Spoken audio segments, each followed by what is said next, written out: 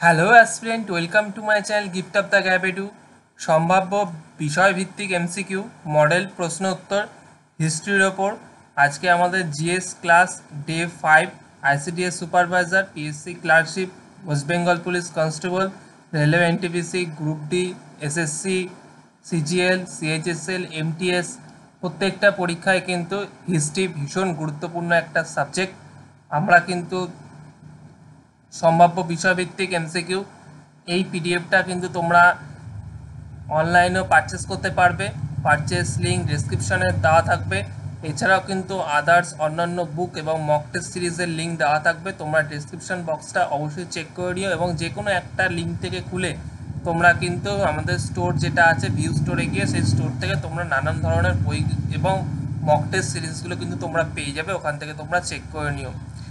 তো আছে কিন্তু হিস্ট্রি ক্লাস, এর আগে কিন্তু জিএস ক্লাসের 4টে দিন আমরা জিওগ্রাফি নিয়ে সলভ করিয়েছি। এই ভিডিও শেষে সেই ভিডিওগুলো তোমরা স্ক্রিনেই দেখতে পারবে অথবা প্লেলিস্ট থেকে তোমরা দেখে নিও। তো চলো শুরু করা যাক। জিএস ক্লাস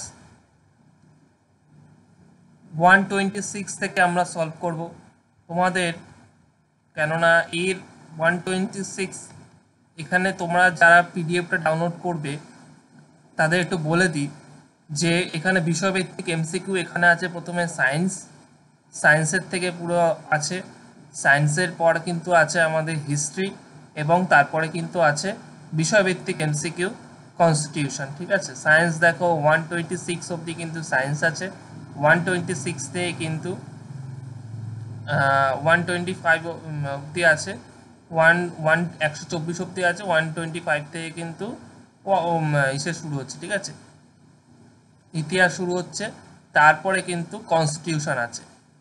নেক্সট কিন্তু কি আছে, ইতিহাস শেষ হয়ে যাওয়ার পর কিন্তু কি আছে না কনস্টিটিউশন। ইতিহাস কিন্তু অনেকটা, নেক্সট কিন্তু কনস্টিটিউশন কিন্তু আছে। ঠিক আছে, এটা কিন্তু পিডিএফটা তোমরা ডাউনলোড করতে পারবে। আমাদের যে প্রাইসটা রাখা হয় সেটা কিন্তু একেবারেই মিনিমাম প্রাইস রাখা হয়। ঠিক আছে, আমার অন্যান্য চ্যানেলে তোমরা দেখে নিতে পারো, তারা কিন্তু কিছু কিছু চ্যানেল তো দেখেছি কিছু কিছু জায়গাতে কপি করে বুক বানিয়ে সেখানে আলাদা করে তারা বুক ডেলিভারি দিচ্ছে। তো আমরা কিন্তু সেটা করা হয় না, আমরা কিন্তু যেখান থেকে আমরা সোর্স থেকে কিন্তু বিভিন্ন ধরনের বই থেকে কিন্তু আমরা ক্যাপচার করে সেখান থেকে কিন্তু আমরা কেউ নিজেরা কিন্তু কোনো পিডিএফ আমরা কিন্তু বই টই লিখি না। আমাদের অত জ্ঞান নেই, আমরা বই টই লিখতে পারি না। আমরা কিন্তু যেখান থেকে ভীষণ গুরুত্বপূর্ণ যেই কোশ্চেনগুলো এবং যেই কোশ্চেনগুলো প্রিভিয়াস ইয়ারে বারবার এসছে এবং ইন ফিউচারেও আসবে, সেই কোশ্চেনগুলো কিন্তু আমরা এক জায়গায় জোগাড় করে স্টাডি মেটেরিয়াল তৈরি করে তারপরে কিন্তু তোমাদের কোশ্চেন অ্যান্সার সলভ করে এবং সেটার একটা পিডিএফ বানিয়ে কিন্তু তোমাদের সাথে শেয়ার করি। ন্যূনতম একটা মূল্য তো লাগে, একটা প্রসেসিং ফি আছে, তারপরে জিএসটি আছে একটা, সেটা কিন্তু তোমাদের থেকে না হয় না, সব কিছু কিন্তু ইনক্লুডিং সেই কস্টটা কিন্তু তোমরা যে পেমেন্ট করো সেটা কিন্তু ইনক্লুডিং কস্ট। ঠিক আছে, আমাদের যেটা পাই সেটা কিন্তু তার থেকে আরও ডিডাক্ট করে কিন্তু দেওয়া হয়। ঠিক আছে, তো চলো আর কথা না বাড়িয়ে শুরু করা যাক। পিডিএফটা তোমরা তো পেয়েই যাচ্ছ, এছাড়া কিন্তু আমাদের ক্লাসগুলো তো থাকছেই। যেরকম 126 নম্বর কোশ্চেন থেকে বলেছে, এই কোশ্চেনগুলো কিন্তু প্রত্যেকবার প্রিভিয়াস ইয়ারে কিন্তু বারবার এসছে, বিভিন্ন এক্সামে এসছে।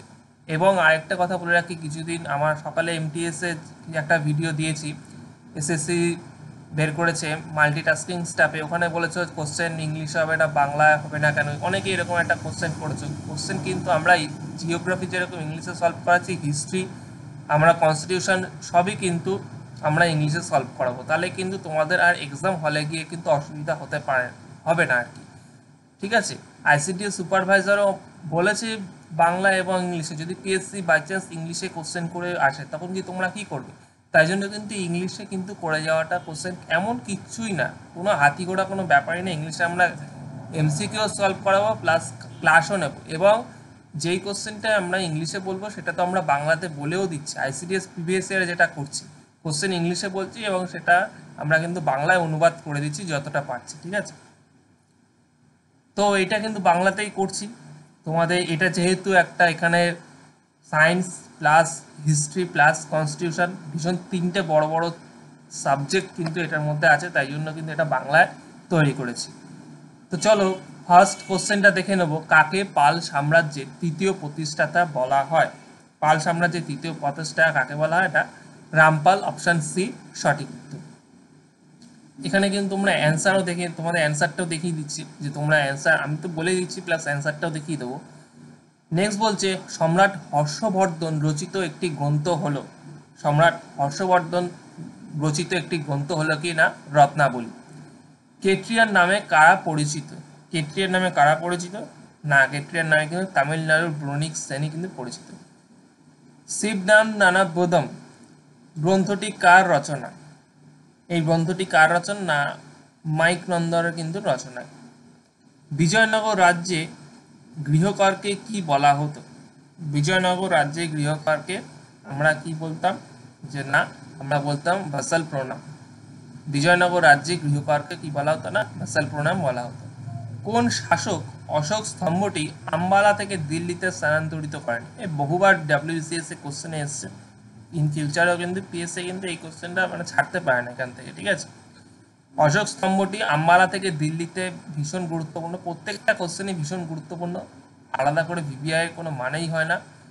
যাই হোক, তাহলে আম্বালা থেকে দিল্লিতে কোন শাসক স্থানান্তরিত করেছেন? না, ফিরোজ শাহ তুগলক কিন্তু ফিরোজ শাহ তুগলক অশোক স্তম্ভটি আম্বালা থেকে দিল্লিতে স্থানান্তরিত করেন।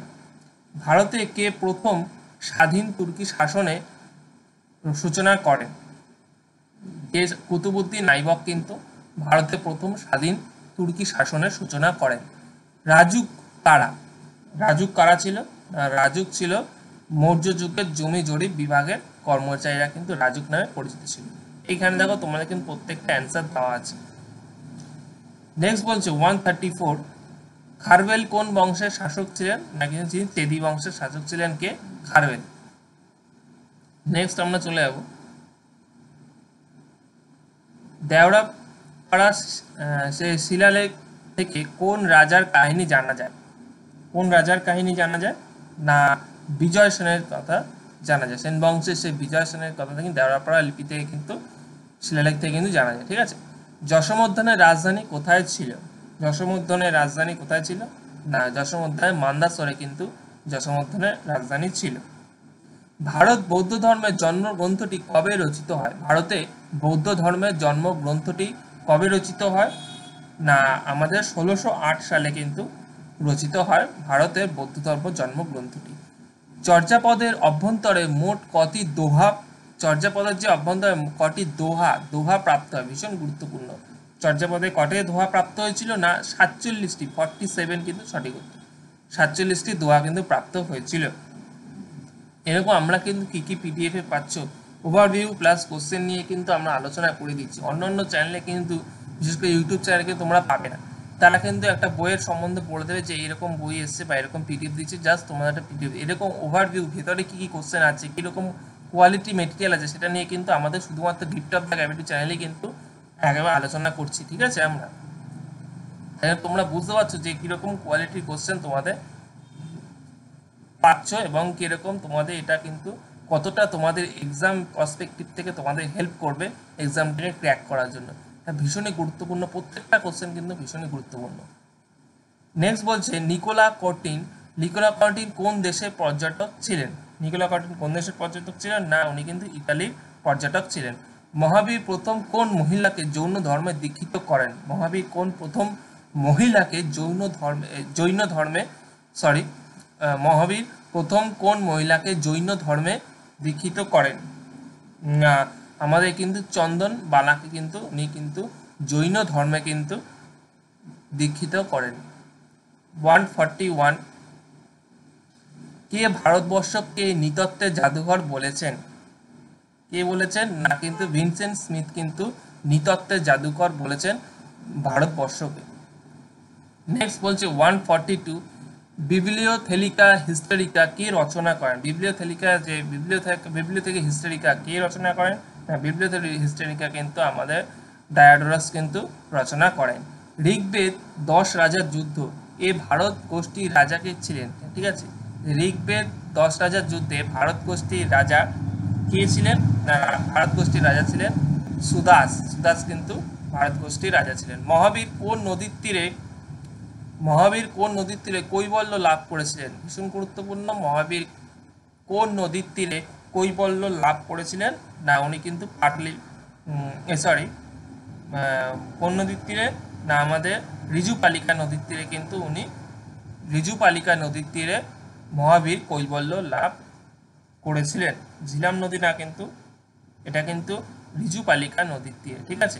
145 বলছে তৃতীয় বৌদ্ধ সঙ্গীত কোথায় অনুষ্ঠিত হয়েছিল? পাটলিপুত্রে। এই যে প্রথম বৌদ্ধ সঙ্গীত, দ্বিতীয় বৌদ্ধ সঙ্গীত, তৃতীয় কার সময় অনুষ্ঠিত হয়েছিল, কে অনুষ্ঠান করেছিল এবং কোথায় অনুষ্ঠিত হয়েছিল, এটা কিন্তু ভীষণ গুরুত্বপূর্ণ। এই তিনটে টপিকই কিন্তু বলে দিলাম। আমরা তো হিস্ট্রি নিয়ে তো আলোচনা করবোই, পার্টিকুলার চ্যাপ্টার নিয়ে কিন্তু আমাদের হিস্ট্রি নিয়ে তো আলোচনা হবেই, এবং সেখান থেকে কিন্তু আমরা ইংলিশে কিন্তু এমসিকিউ সলভ করবো। রিপিট করে দিচ্ছি, ঠিক আছে। মগধের প্রাচীনতম রাজধানীর নাম কি ছিল? মগধের প্রাচীনতম রাজধানীর নাম কি? না রাজগৃহ। রাজগৃহ কিন্তু মগধের প্রাচীনতম রাজধানী। 147 জেমস প্রিন্সেপ কত সালে অশোকের শিলালিপি সমূহে পাঠোদ্ধার করেন? জেমস প্রিন্সেপ কত সালে করেছিল? না 1837 সালে কিন্তু তিনি পাঠোদ্ধার করেছিল। কোন গুপ্ত সম্রাট মহেন্দ্রদিত্য উপাধি ধারণ করেছিলেন? মহেন্দ্রদিত্য, ঠিক আছে। মহেন্দ্রদিত্য উপাধি কে, কোন গুপ্ত সম্রাট ধারণ করেছিল? যে না আমাদের প্রথম কুমারগুপ্ত কিন্তু মহেন্দ্রদিত্য উপাধি ধারণ করেছিল। কোন কোশ্চেন নাম্বার 149 কোন পাল রাজা রামাবতীতে নতুন রাজধানী স্থাপন করেছিলেন? না কে করেছিল? না রামপাল কিন্তু করেছিল। ত্রিশলা কোন বংশের রাজকন্যা ছিলেন? ত্রিশলা কোন বংশের? তিনি কিন্তু না আমাদের লিচ্ছবি বংশের রাজকন্যা ত্রিশলা কিন্তু ছিলেন, লিচ্ছবি বংশের রাজকন্যা ছিল। নেক্সট বলছে মলিনাথ কততম তীর্থঙ্কর? মালিনাথ যে ছিল, মালিনাথ কততম তীর্থঙ্কর ছিলেন? তীর্থঙ্কর কোশ্চেনগুলো কিন্তু ভীষণ গুরুত্বপূর্ণ। যে না মালিনাথ যে ছিলেন তিনি কিন্তু ঊনবিংশ তীর্থঙ্কর ছিলেন কে? মালিনাথ। মৎস্য মহাজনপদটির রাজধানী কোথায় ছিল? মৎস্য মহাজনপদটির রাজধানী কোথায় ছিল? বিরাটনগরে কিন্তু ছিল, ঠিক আছে। ঋগ্বেদ কোন মহাজনপদটির উল্লেখ রয়েছে? ঋগ্বেদে কোন মহাজনপদটির উল্লেখ রয়েছে? না চেদির উল্লেখ রয়েছে। চেদির সেটা কিন্তু মহাজনপদটির ঋগ্বেদে উল্লেখ রয়েছে। পুরু কোন, নেক্সট করছে 154 বলছে পুরু কোন পাঞ্চাল গোষ্ঠীর প্রতিষ্ঠাতা ছিলেন? পুরু কিন্তু উত্তর পাঞ্চাল গোষ্ঠীর প্রতিষ্ঠাতা ছিলেন। অর্থশাস্ত্র গ্রন্থটি 155 অর্থশাস্ত্র গ্রন্থটি কবে আবিষ্কৃত হয়? না অর্থশাস্ত্র কিন্তু 1905 সালে গ্রন্থটি কিন্তু আবিষ্কৃত হয়। প্রথম কুমারগুপ্ত কার 156 প্রথম কুমারগুপ্ত কার পুত্র ছিলেন? প্রথম কুমারগুপ্ত দ্বিতীয় চন্দ্রগুপ্তের কিন্তু পুত্র ছিলেন প্রথম কুমারগুপ্ত। খলজি বিপ্লব কবে হয়েছিল? খলজি বিপ্লব হয়েছিল 1920 সালে। খলজি বিপ্লব হয় 1920 সালে। নেক্সট বলছে 158 কোন ব্যক্তি সর্বপ্রথম দিন-ই ইলাহি গ্রহণ করেন? কোন ব্যক্তি সর্বপ্রথম দিন-ই ইলাহি গ্রহণ করেন? না বীরবল কিন্তু সর্বপ্রথম দিন-ই ইলাহি গ্রহণ করেন। 159 জমি জরিপের প্রথা, এটা ভীষণ গুরুত্বপূর্ণ একটা প্রথা। যে জমি জরিপের প্রথা কে চালু করেন? এটাও বহুবার এসছে। শেরশাহ কিন্তু সেই জমি জরিপের প্রথা কিন্তু শেরশাহ জমি জরিপের প্রথা চালু করেন, ঠিক আছে। খানুয়ার যুদ্ধ কবে হয়েছে?